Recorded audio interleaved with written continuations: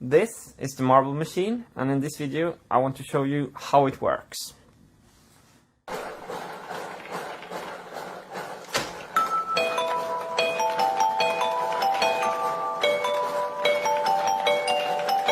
What I want to explain first is how the drums work. These are contact microphones in here. Let me show you how it looks. Swedish contact microphones from Erlund. The difference between a contact microphone and a normal microphone is that they take up the vibrations from the touch and not through the air. So they are hidden inside here. And then when the marble hits the coaster, it will sound like a kick drum. And then when the marble hits the coaster, it will sound like a kick drum.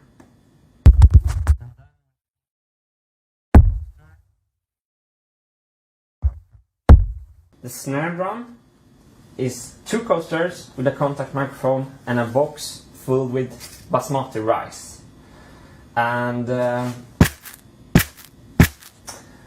I'm gonna actually show you how it sounds without the rice, because the rice is what's doing the whole snare-ish kind of sound.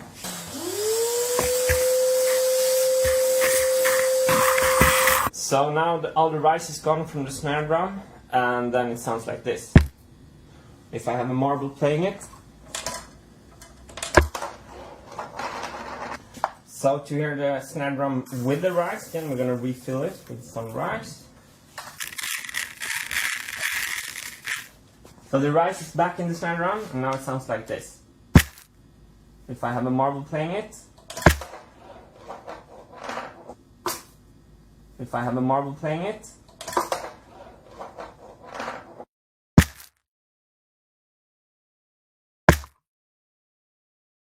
The hi-hat also has the contact microphone and is made out of a matchbox.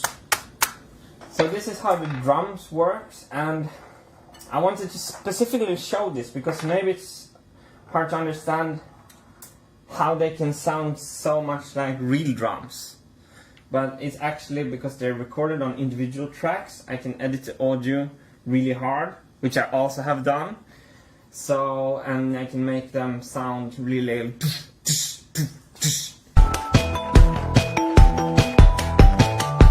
the crash cymbal.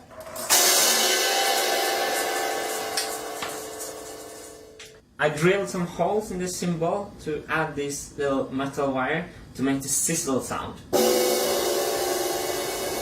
And this was a really nice cymbal, and I wanted it to be color coded with the rest of the machine, which is like gray, so I spray painted it.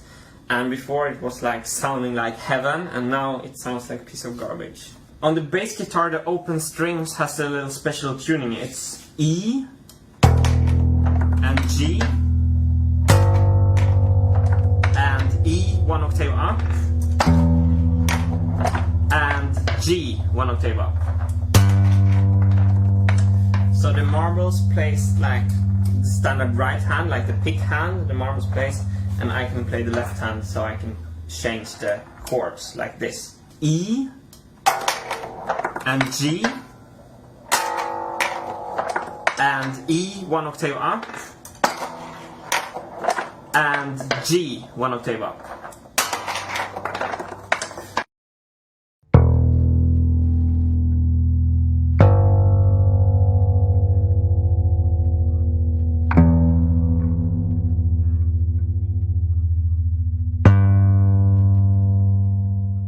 So this is a vibraphone, and why is it a vibraphone? Yes, it has a built-in vibrato. Like the difference between a glockenspiel, which would be this thing,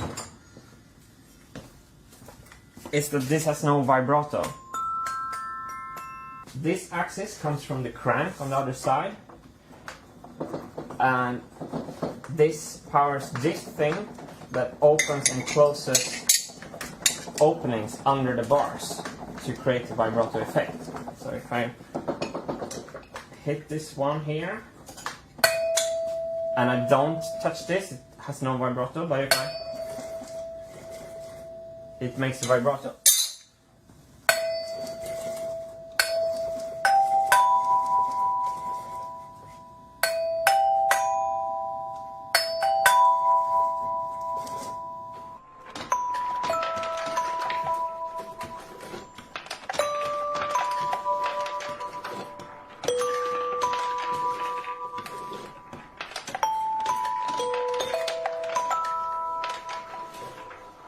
Okay, so now I want to tell you about the gear train and the gear ratio for this machine, and this is very important because it's the gear ratio that makes the crank go in time with the music.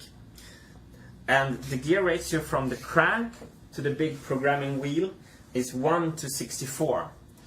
And this means 1:64 means that when I do 64 revolutions on the crank, like 1, 2, 3, 4, when I do 64 rounds, this wheel has made one full revolution.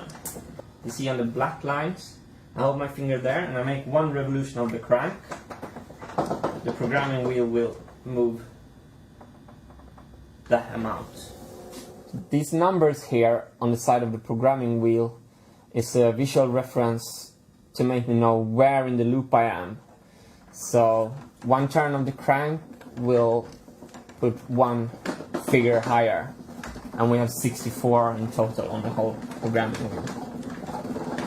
The beats of the drums will always come when the crank is in the down position.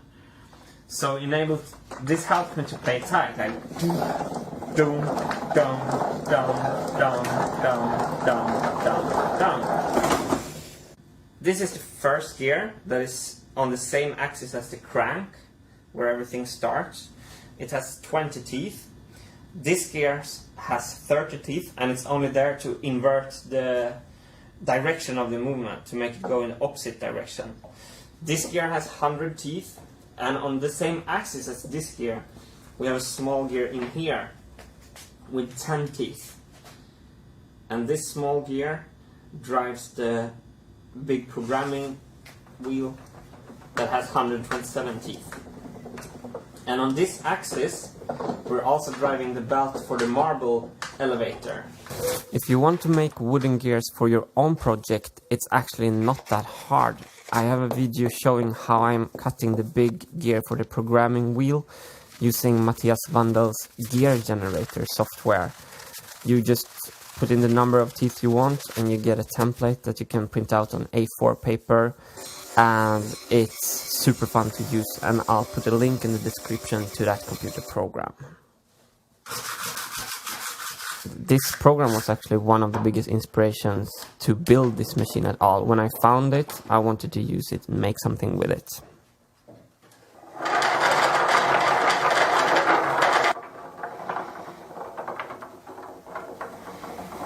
So in order to keep the marbles always falling straight, I've installed this water leveler thing there. And to adjust it, I have screws in the bottom of the legs that I can adjust with a wrench. I saw now that the machine was a little wrong, so then I can just higher this side of the machine. How does it look now, Hannes? A little more. More. Still. But that's quite good. So this is the programming wheel. This is like the computer part of the marble machine. It's built by Lego Technique parts, and it's 2 sections, 1 and 2, and this section is for the vibraphone only, and this section is for all the drums, the bass and the cymbal. And the way you program it is that you put these little nails in. These are standard Lego Technique nails. So what these nails actually do is that when they travel on the programming wheel like this, they will engage with the lifting fingers like this, that will release the marble.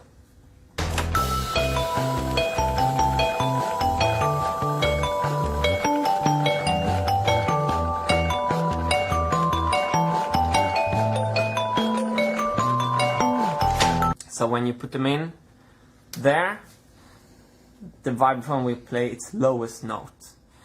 And just to make a demonstration, we can move up.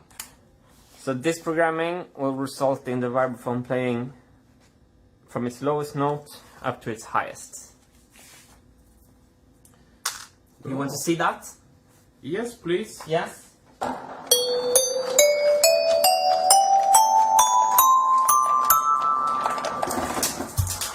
So we're gonna make the same test with the rest of the instrument. We're gonna put a kick drum, a snare drum, a hi-hat goes there. The lowest note on the bass. The G on the bass. The high E on the bass. The high G on the bass. And finish off with a crash cymbal. Do, tsh, tsh. Boom, boom, boom, boom. Crash.